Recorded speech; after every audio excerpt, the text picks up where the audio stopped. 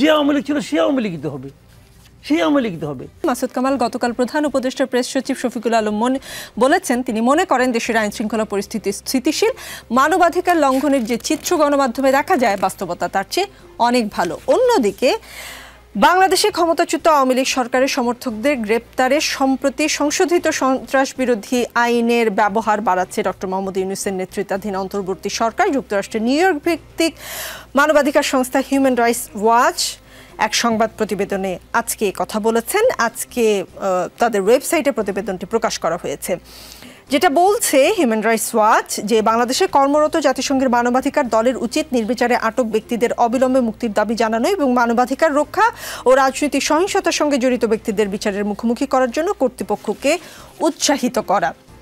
তারা বলছে এশিয়া অঞ্চলের সেই প্রতিবেদনে এশিয়া অঞ্চলের উপপরিচালক মীনাক্ষী গাঙ্গুলি বলেছেন, রাজনৈতিক প্রতিপক্ষকে কারাগারে পুড়ে দেওয়া হোক কিংবা শান্তিপূর্ণ মত প্রকাশে বাধা দেওয়া হোক, অন্তর্বর্তী সরকারের এমন কোনো পক্ষপাতমূলক আচরণ করা উচিত নয় যা শেখ হাসিনার সরকারের সময় বাংলাদেশের মানুষের সঙ্গে করা হয়েছে। ওই সংবাদ বিজ্ঞপ্তি বলছে অন্তর্বর্তী সরকারের অধীনে হাজারো মানুষকে গ্রেপ্তার করা হয়েছে, যাদের অনেকের বিরুদ্ধেই শুধু সন্দেহের ভিত্তিতে হত্যার অভিযোগ আনা হয়েছে। অসংখ্য ব্যক্তিকে সন্ত্রাস বিরোধী আইনে আটক রাখা হয়েছে। আটক ব্যক্তিদের মধ্যে বেশ কয়েকজন অভিযোগ করেছেন চিকিৎসা সেবা থেকে বঞ্চিত করা সহ পুলিশ হেফাজতে তাদের সঙ্গে অনেক দুর্ব্যবহার করা হয়েছে।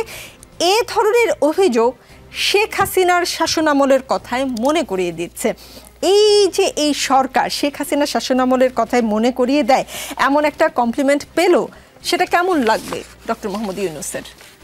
কেমন লাগলো উনি বলতে পারবেন, কারণ ওনার ফিলিংস আর আমার ফিলিংস এক হবে না। আমি তো আগে মনে করতাম ওনার খুবই খারাপ লাগবে, কিন্তু তারপর তো উনি হেসে হেসে কথা বলেন, হয়তো খারাপ লাগে না, অথবা এটা উনি এনজয় করেন, এটা ওনার ব্যাপার। ওনার ব্যক্তিগত সহ্য ক্ষমতা, ওনার ব্যক্তিগত রুচি, বুদ্ধিমত্তা, বয়স, অনেক কিছু তো ভিন্ন আমার চেয়ে, তো এটা আমরা সাধারণ মানুষ বুঝবো না। তবে আমি আপনার এই কথাগুলির মাঝখানে একটু ধরিয়ে দিই একটু। সেই জিনিসটা হলো আপনার ওই প্রেস সেক্রেটারি সাহেব গতকালকের যে প্রোগ্রামটায়, ওই প্রোগ্রামে একটা কথা বলেছিলেন যে আইন শৃঙ্খলা নিয়ে যখন নাকি তারা যে প্রবন্ধটা ওখানে পড়া হচ্ছিল, উনি বলছিলেন যে এগুলি ঠিক না, বাস্তবতা অনেক ভালো। এবং উনি এটাও বলেছিলেন বাংলাদেশের এই সমস্ত মানবাধিকার সংস্থাগুলো লোকাল পত্রিকার উপর ডিপেন্ড করে এই সমস্ত ডাটাগুলি বের করে, কাজে এটা গ্রহণযোগ্য না।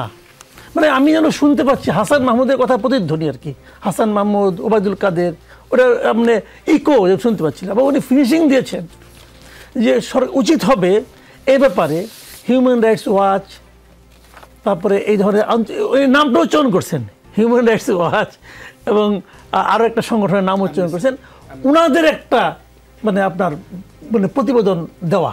আল্লাহর কি রহমত, তাদের ফলো করা উচিত। আল্লাহর কি রহমত পরের দিনই, বুধবার দিন এবং বৃহস্পতি পরের দিন, আল্লাহর রহমতে পরের দিন হিউম্যান রাইটস ওয়াচ এই প্রতিবেদনটা দিয়েছেন। আমার জানার খুব ইচ্ছা এই যে আপনার হাসান মাহমুদ এবং ওবায়দুল কাদেরের ব্লেন্ডিংয়ে সংকর প্রক্রিয়া যে নিয়ে আসছেন আমাদের এখন কথা বলছেন, উনি এখন কি বলেন? হিউম্যান রাইটস ওয়াচ তো বলছে, হিউম্যান রাইটস ওয়াচ কথাটা শেষ করছে কীভাবে? পুরো প্রতিবেদনটা আমি পড়ছি, প্রতিবেদনের শেষ দিকে কী বলা হয়েছে আমি আপনাকে, ওইটা আবার প্রথম আলো অনুবাদও করছে, প্রথম আলো অনুবাদটা ভালোই করছে, আমি পড়ে দেখছি। তো শেষটা থেকে আমি শেষ প্যারাটা পড়ি। হিউম্যান রাইটস ওয়াচের এশিয়া অঞ্চলের উপপরিচালক মীনাক্ষী গাঙ্গুলি বলেন, বাংলাদেশ সরকারের সন্ত্রাস বিরোধী আইনের অপব্যবহার বন্ধ করা উচিত।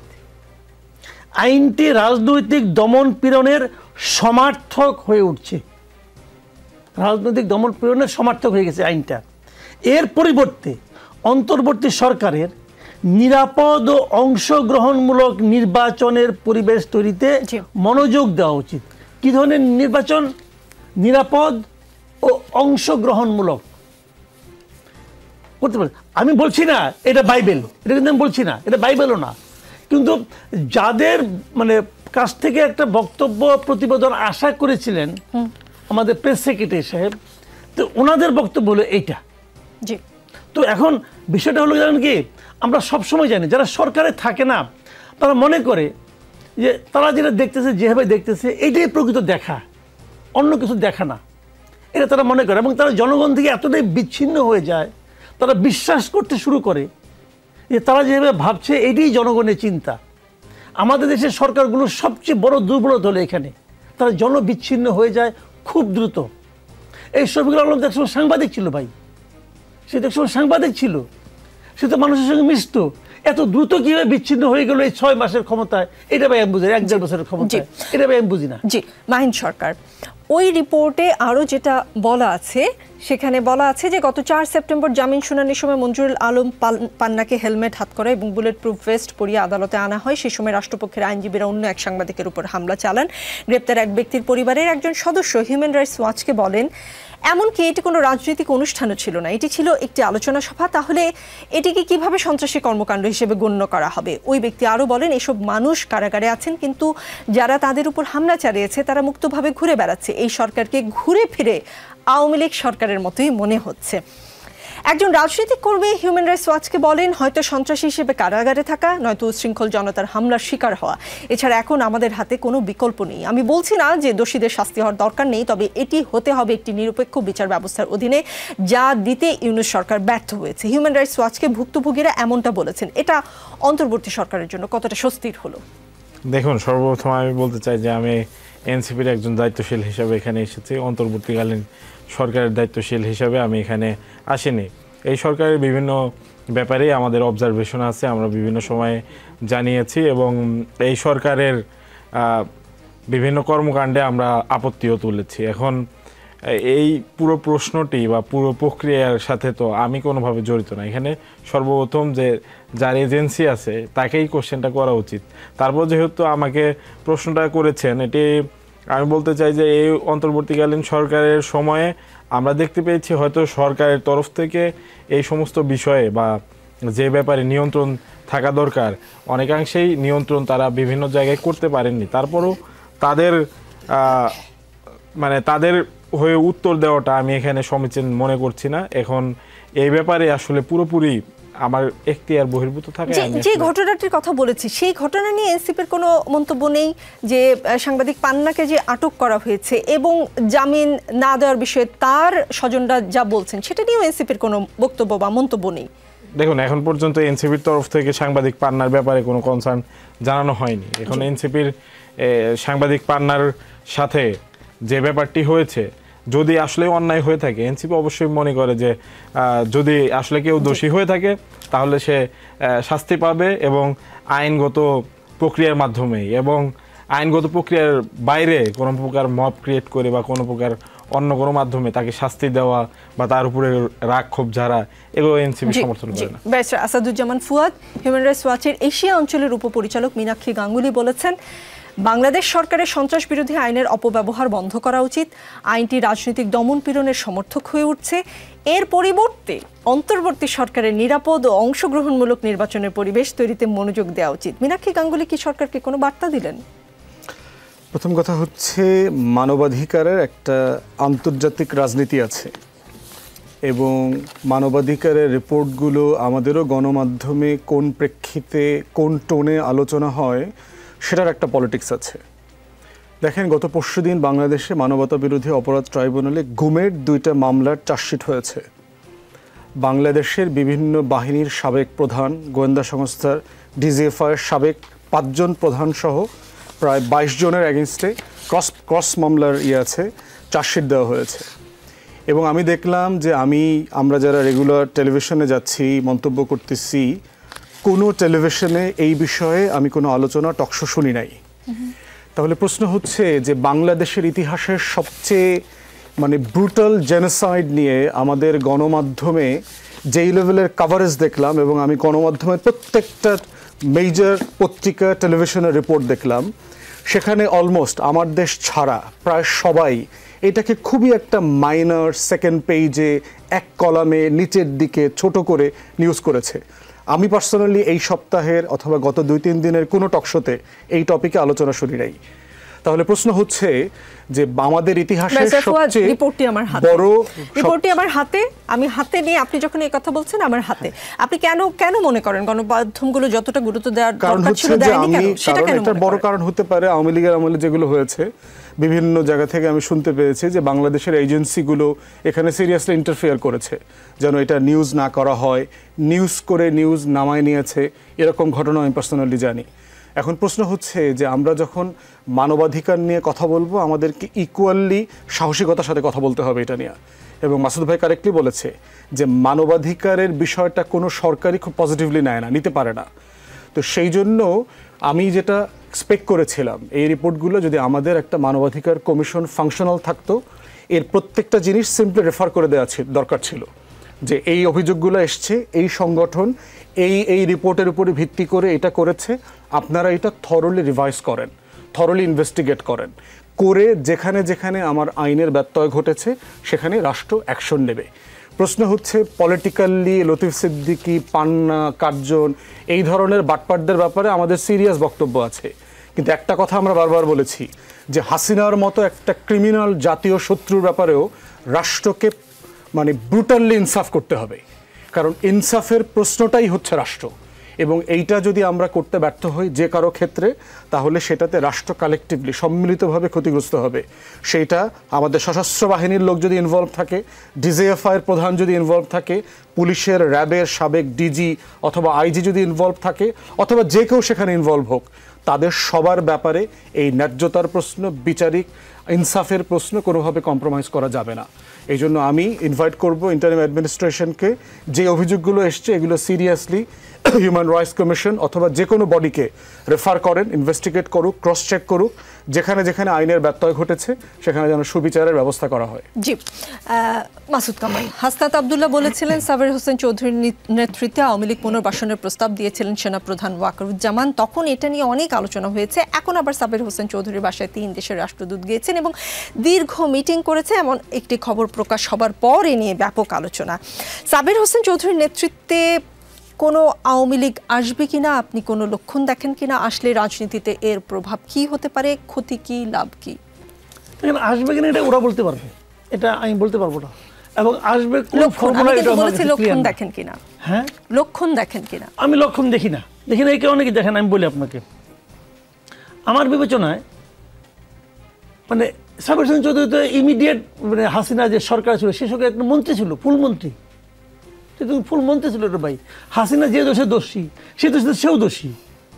আমি বিশ্বের সঙ্গে লক্ষ্য করি যে অন্য অন্য অনেক মন্ত্রীরা জেলে যাচ্ছে, উনি জামিন পেয়ে গেছে একদিনের মাথায়। ভাই কি ভাই, আমার কাছে এটা ক্লিয়ার না, কিন্তু আমি ওনার জামিন পাওয়াতে আহত হয়ে গেছি তা কিন্তু বলছি না। আমি বলছি যে ভাই সবাই তো পেতে পারে, তাহলে আর যদি অন্যরা না পায় উনিও পাবেন না। ঘটনাটা কি, উনি কি মন্ত্রী ছিলেন না? গত মন্ত্রিসভার ছিলেন তো। যে মন্ত্রী, যে গভর্নমেন্টের অধীনে এই অপকর্মগুলি হয়েছে, সর্বশেষ যে গভর্নমেন্টের আমলে গোলাগুলিগুলো মানুষকে হত্যা করা হয়েছে, যে গভর্নমেন্টের আমলে, সেই গভর্নমেন্টের একজন সক্রিয় মন্ত্রী, তো উনি যদি নতুন করে আবার আওয়ামী লীগকে পুনর্গঠন করতে চান, তো যে আওয়ামী লীগ ছিল সে আওয়ামী লীগই তো হবে, সেই আওয়ামী লীগ তো হবে। তো উনি, ওনার চেহারা সুন্দর অথবা ওনার ক্লিন শেভড, এটাই কোনো যোগ্যতা? অথবা উনি বড় ব্যবসায়ী, এটা কোনো যোগ্যতা? অথবা উনি সালাউদ্দিনের কাছে যদি আত্মীয়, এটা কোনো যোগ্যতা? আমরা তো এই ধরনের যোগ্যতাকে বিচার করতে চাই না। আমার কাছে কথা ক্লিয়ার ভাই, ওনার নামে আমি শুনেন, বাংলাদেশে রাজনীতি করার অধিকার সবারই আছে, আর বাংলাদেশে প্রত্যেকটা অপরাধের শাস্তি চাওয়ার অধিকার আমাদের আছে। বাংলাদেশে কোনো অপরাধ আপনার বিচারের সম্মুখীন না হয়ে চলে যাবে, এটা আমি চাই না। যে কারোর বিরুদ্ধে কোনো বিচার আওতায় আনতে হবে। তো আপনি তো ওনার বিচার তো অন্যভাবে করতেছেন। এখন যদি শুরু থেকে আমরা টের পাই যে আপনার প্রতি এক ধরনের সফটনেস কাজ করতেছে গভর্নমেন্টের অথবা জুডিশিয়ারে, যদি টের পাই আমরা হতাশ হবো। আমাদের তো আর কিছু করার নাই, ক্ষমতা নাই। আমরা হতাশ হবো, নাহলে আনন্দিত হবো।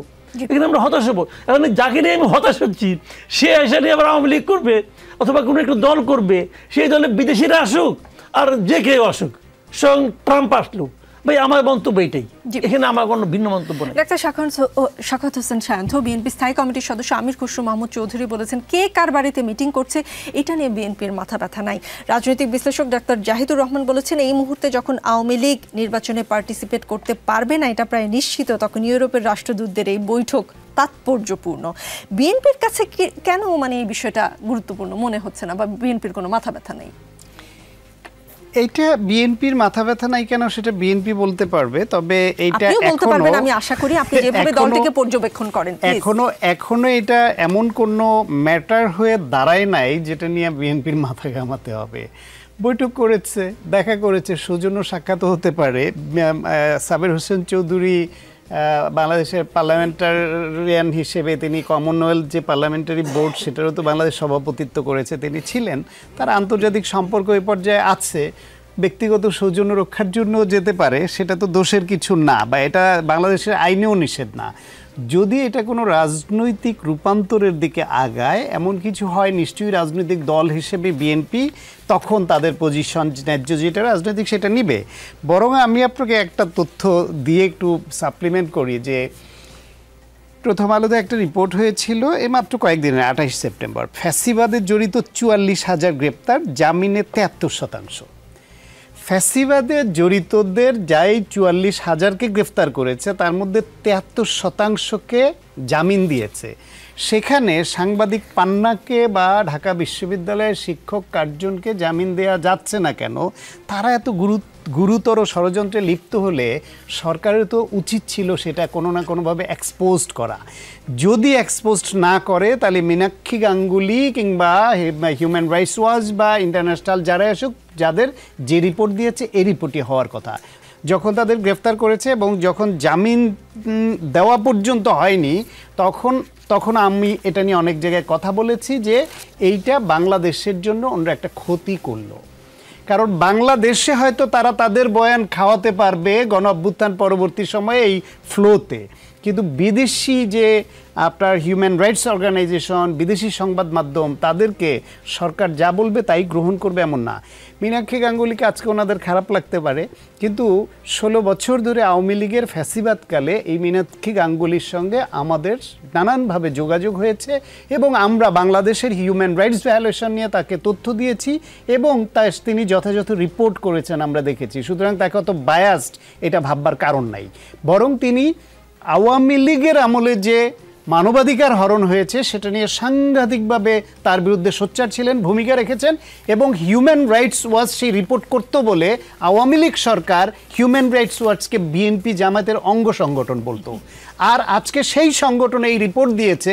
সুতরাং আপনি শুধুমাত্র লোকাল পত্রিকার থেকে নেয় বা বিভিন্নভাবে এই কথা বলে এড়িয়ে যাবেন সেটা বলার সুযোগ নাই।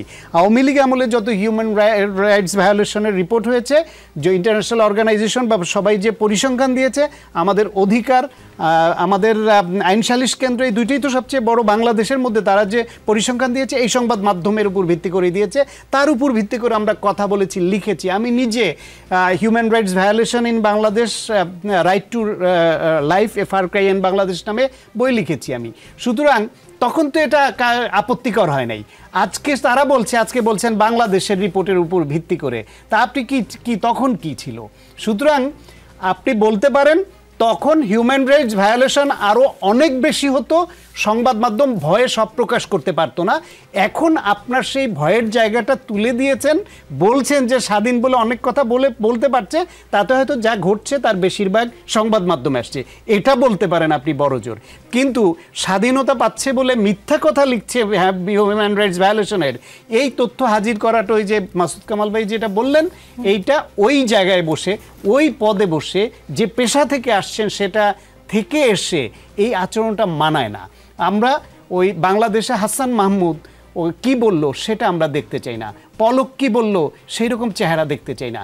এমনকি ভবিষ্যতে যেই বিএনপি এবং জামায়াত ইসলামকে হিউম্যান রাইটসের উপরে মীনাক্ষী গাঙ্গুলিরা বা অ্যামনেস্টি ইন্টারন্যাশনাল যে সহযোগিতা দিয়েছে তাদের দৃষ্টিতে ন্যায্য রিপোর্ট করে, ভবিষ্যতে বিএনপি জামাত ক্ষমতায় আসলেও হয়তো তাদের কাছে এই মীনাক্ষী গাঙ্গুলিকে খারাপ লাগতে পারে, কারণ তারা তাদের দায়িত্ব পালন করে। তারা আপনার আমার চেহারা দেখে আমার কথায় দায়িত্ব পালন করবে না, বরং তাদের বিরুদ্ধে এই ধরনের কথা বলে আরও বাংলাদেশকে ক্ষতিগ্রস্ত করা হবে। সেটা না করে উচিত হচ্ছে তদন্ত করা।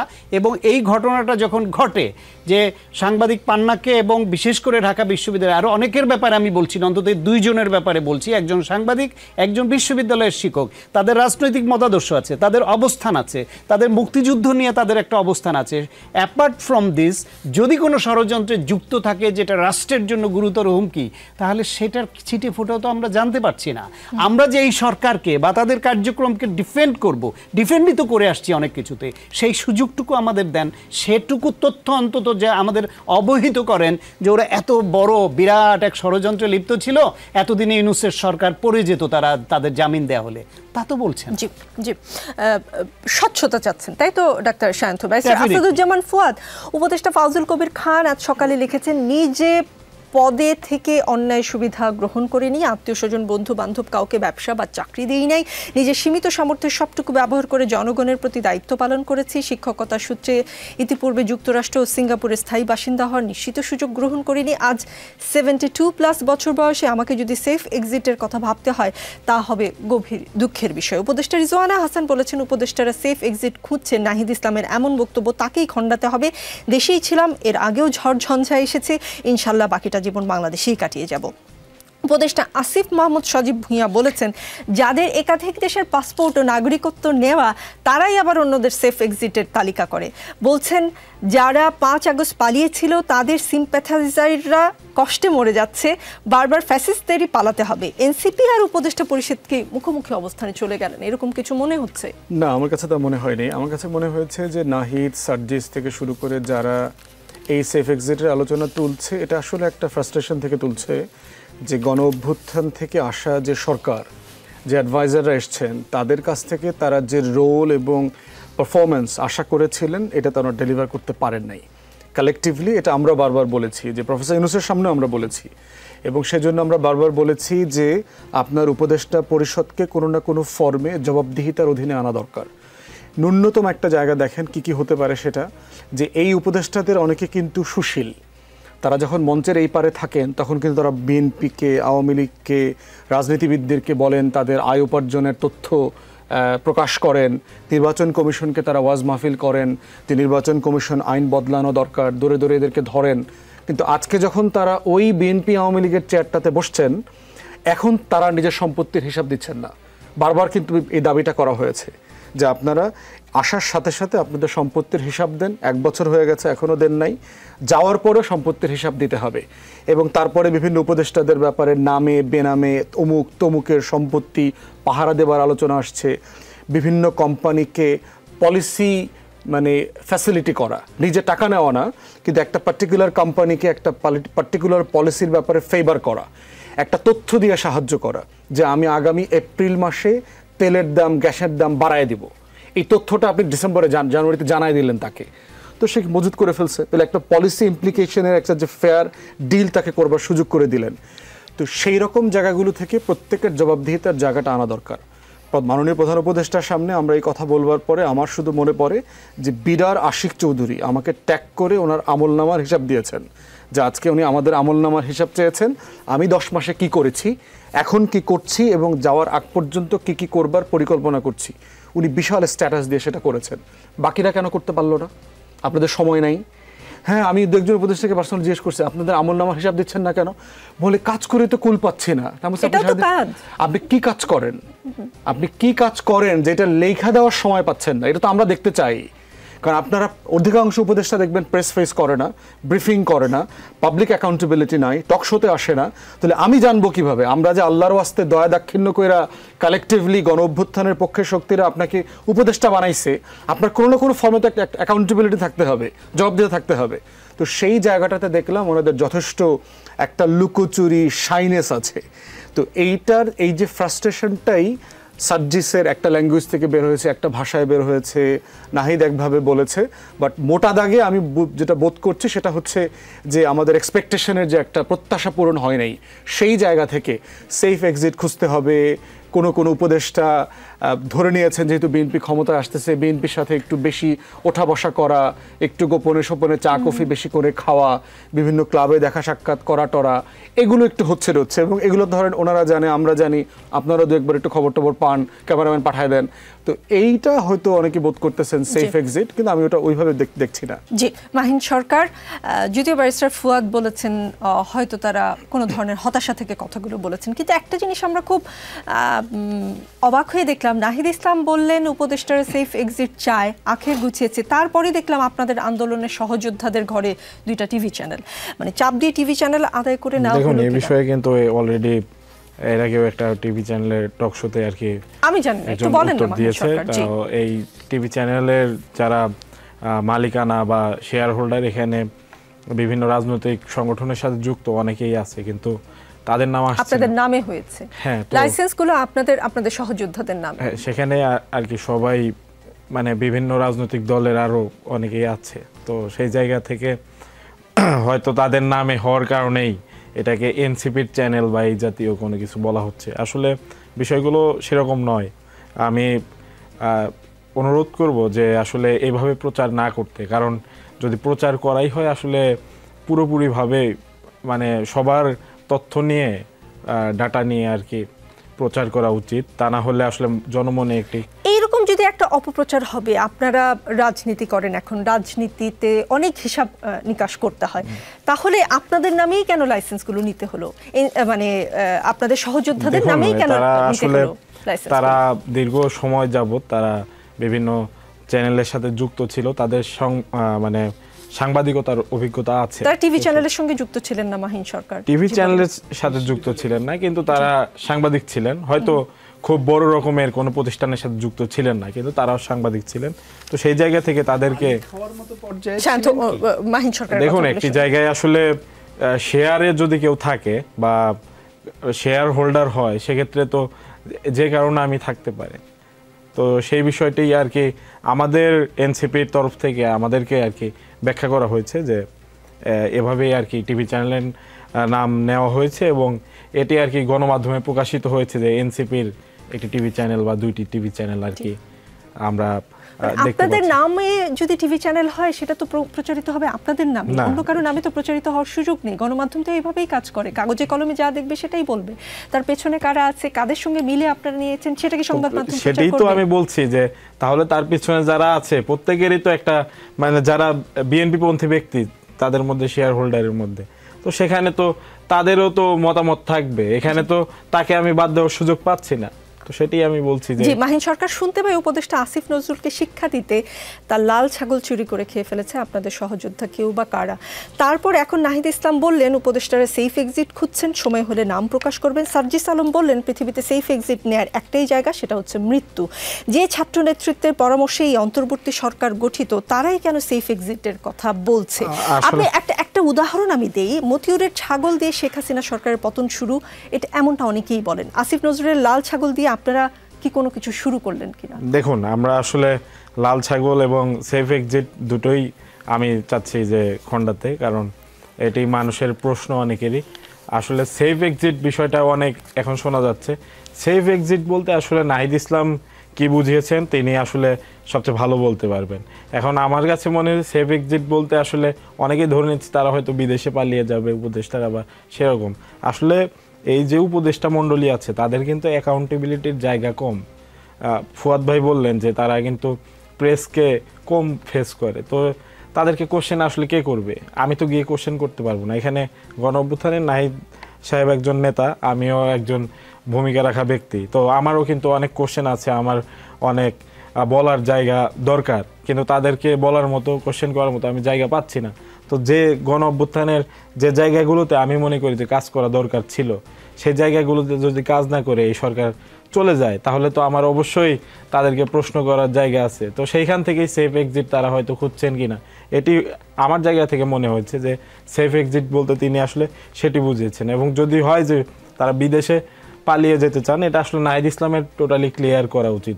উনি এনসিপির নেতা হিসেবে বলেছে, তার চেয়ে বেশি দরকার এটি আসলে গণ অভ্যুত্থানের নেতা হিসেবে। এনসিপির নেতাই না, তিনি উপদেষ্টা পরিষদের ছিলেন, এবং তিনি চাইলে কি এখন আর উপদেষ্টাদের সাথে কথা বলতে পারেন না? মানে তিনি, আপনি বলছেন জবাবদিহিতা চাইলেও পাওয়া যায় না, মানে তিনি ফোন করলে বা তিনি দেখা করতে গেলে উপদেষ্টারা মুখ ফিরিয়ে নেন, এরকম কিছু? তিনি আসলে তিনি কোশ্চেন করলে তারা কি উত্তর দিতে আসলে বাধ্য? কেন বাধ্য? না, আমি করেন কিনা আমি জিজ্ঞেস করছি।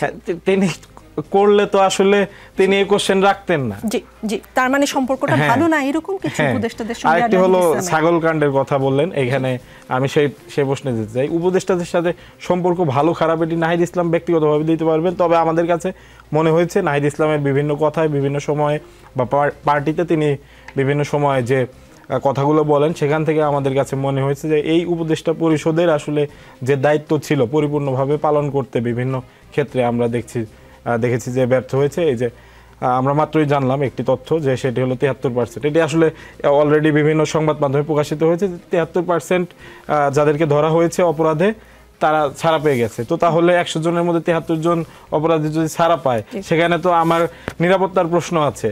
তো আমি খুব স্বাভাবিকভাবে এখানে তো ক্ষিপ্ত থাকবো।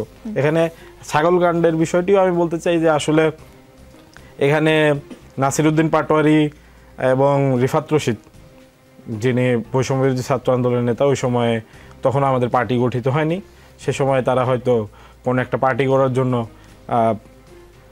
আসিফ নজরুল স্যারের কোনো একটা ছাগল তারা নিয়ে গিয়েছিলেন। এখানে ব্যক্তিগতভাবে যদি আমি দেখি বিষয়টা আসলে খুবই হাস্যকর। আমার কাছে ব্যক্তিগতভাবে তাদেরকে কোশ্চেন করেছি, তারা বলেছে যে এটি আসলে সেই সময়ের সাপেক্ষে উচিত ছিল, কেননা এই যে ছাগল, এই মানে আসিফ নজরুল স্যারের সাথে তাদের একটা দ্বন্দ্ব বা ওই জাতীয় কোনো কিছু বিষয় ছিল, কারণ তাদের মনে হয়েছে যে আসিফ নজরুল স্যার তার জায়গা থেকে দায়িত্ব পালন করতে ব্যর্থ হচ্ছেন। তারা কোশ্চেন করেছেন, উত্তর পাননি, এবং তাদের কাছে মনে হয়েছে যে স্যারের আমরা একটা কি বলে যে স্যারকে আমরা বার্তা দেব। তো পরবর্তীতে কিন্তু তারা ছাগল আর একটি কিনে দিয়েছেন, কিন্তু স্যার নেননি। তো বিষয়টি এরকম উত্তর পরিষ্কার। জি, মাসুদ কামাল, আগে যদি মুরগি ব্যবসায়ী টিভি চ্যানেলের মালিক হয়, এখন পত্রিকার সাংবাদিক চ্যানেলের মালিক হলে ক্ষতি কি? এটা নিয়ে কেন এত হইচই? হিংসা থেকে? না, হিংসা করবো না। আগেরটাও খারাপ ছিল, এটাও খারাপ। আপনি একটা খারাপ দিয়ে তো আরেকটা খারাপকে জাস্টিফাই করতে পারেন না। দেখেন, আমি আমি আমি নিজে টেলিভিশনে চাকরি করতাম, আমি পত্রিকাতে চাকরি করছি। যেহেতু টিভি আলোচনা হচ্ছে, টিভি প্রসঙ্গটা বলি। টেলিভিশনের একটা লাইসেন্স পেতে হলে যিনি লাইসেন্স পেতে চান তার কিন্তু নিজস্ব ব্যবসায়িকভাবে তার যে আপনার যেটা ট্রেড লাইসেন্স দিতে হয়, তার ট্যাক্স সার্টিফিকেট দিতে হয়, মানে সে যে একটা টিভি চালানোর উপযুক্ত ব্যক্তি সেরকম কাগজপত্র জমা দিতে হয় তাকে কিন্তু। কারণ আপনি একজনকে একটা ট্রেড লাইসেন্স, আপনি একটা টিভি দিয়ে দিলেন, সেই টিভিটা নিয়ে সে মনে করেন লোকজনকে নিয়োগ তাদের বেতন দিল না। এটা তো তার সেই অর্থনৈতিক সামর্থ্য আছে কি না এটা সরকার চেক করেই দেয়। আজকে মাহফুজ আলম যে ব্যাখ্যাটা দিল, আমি দেখলাম তার পত্রিকায়, এই ব্যাখ্যাটা আমার কাছে এত হাস্যকর মনে হয়েছে যে আমি কী বলবো। সে বলতো আমরা নতুনদেরকে দিচ্ছি। তো এই লোকের তো যাদেরকে দিয়েছে নূর তো যেন কালকেই বললো, এতে তো সংসার চালানোর নাই, সক্ষমতা নাই। যার একটা টিভি বের করার অর্থনৈতিক সামর্থ্য আছে, সে ভাই একটা বিশ্ববিদ্যালয়ের রিপোর্টার হয় না। সে ওরকম একটা যে পত্রিকা মাত্র 700-800 ছাপে, সেই পত্রিকার স্টাফ রিপোর্টার হয় না। বাংলাদেশে কোন পত্রিকা কত টাকা বেতন কতদিন পর দেয় বা এটা তো অন্তপক্ষে জানি, ধরেন কিছুই জানি না, এটুক জানি। তো সেই জানা নিয়ে বুঝি এদের টিভি তাদের মানে ঠিকঠাক মতো চাহিদা মতো 4-5টা টেলিভিশনের সেট কেনার সামর্থ্য আছে কিনা এটা নিয়ে আমার সন্দেহ আছে। সে একটা মুরগি ধরছে, ব্যবসায়ী একটা মুরগি ধরছে, ধরে বলছে ভাই আপনি আমার চালাবেন, এবং সেই যে সমস্ত ব্যাংক স্টেটমেন্ট সব ভুয়া। তার ওই ব্যাংক স্টেটমেন্ট থাকতেই পারে না। তার কোটি কোটি টাকার ব্যাংক স্টেটমেন্ট থাকলে তাহলে সে ওই চাকরি করতে পারে ভাই, এগুলো তো বুঝি। এখন এই জিনিসটা হলো কি, বৈষম্য বিরোধী ছাত্র আন্দোলনের নাম করে এরা আসছে ক্ষমতায়, আইসে নিয়ে বৈষম্য যতটুকু করা যায় তার হাইয়েস্ট পয়েন্ট পর্যন্ত তারা যাচ্ছে, এবং যে একটা অজুহাত দিচ্ছে যে তারা নাকি এই আন্দোলনের সঙ্গে যারা জড়িত তাদেরকে তারা এগুলো দিচ্ছে, তাদের অন্য কিছু দেন, তারা তো এই কাজ করতে পারবে না। তারা আবার কোটা ভিত্তিতেই তারা টেলিভিশন চ্যানেলও পেয়ে গেছে, সময় আসলে খুব আরও করছে। এই যে আমরা দৈনিক জনকণ্ঠ, ওইটার মধ্যে তাদের একজন লোক ঢুকেছে, এনসিপি লোক ঢুকেছে। এটা কিরে ভাই, এগুলো কিন্তু উদাহরণ হয়ে থাকবে। আপনি আপাতত ক্ষমতার সংশ্লিষ্ট আছেন, এখনো তো পার পেয়ে যাবেন, কিন্তু এগুলো এক্সাম্পল, খুব খারাপ এক্সাম্পল। জি, ডাক্তার শান্ত, এনসিপির আহ্বায়ক নাহিদ ইসলাম আরেকটা খুব সিগনিফিকেন্ট কথা বলেছেন। উপদেষ্টাদের কেউ রাজনৈতিক দলগুলোর সাথে সমঝোতা করে নির্বাচনের পর নিজেদের সেফ এক্সিটের কথা ভাবছেন। বিএনপির সাথে কোনো উপদেষ্টা সমঝোতা হয়েছে, আপনার কাছে খবর আছে কিনা? আমরা মাহফুজ আলমের নাম শুনতে পাই, আসিফ নজরুলের নাম শুনতে পাই, সত্যি কিনা? আমি তো ওই খবর রাখবার লেভেলের মানুষ না, আমি খুবই সাধারণ লেভেলের মানুষ। আপনাদের অনেকের সঙ্গে কথা বলে পত্রিকা পড়ে কিছু গ্যাদার করি এবং তার ভিত্তিতে আপনারা ডাকলে একটু কথা বলি, আমার লেভেলে এটুকুই। তবে আমার মনে হয় এনসিপির যারা এরা হতাশা থেকে অস্থিরতা এদের মধ্যে তৈরি হয়েছে। হতাশা থেকে অস্থিরতা, অস্থিরতা হচ্ছে তারা ওই সেফ এক্সিটটা নিজের ভেতরে কাজ করে, যে তারা গণ অভ্যুত্থানে যে নেতৃত্ব দিয়ে যে ঝুঁকিটা নিয়েছে, এখন বাংলাদেশ যেই দিকে যাচ্ছে এবং তারা রাজনৈতিকভাবেও যেরকম প্রত্যাশা ছিল সেটাও পারেনি, তাহলে তাদের পরিণতি কি হতে পারে, এইসব হতাশা থেকে অস্থিরতা তৈরি হয়েছে, যে কারণে এইসব কথা বলছে। তবে এইসব কথা বলা রাজনৈতিক দল হিসেবে তাদের উচিত হচ্ছে না, তাদের জন্য ক্ষতি হবে।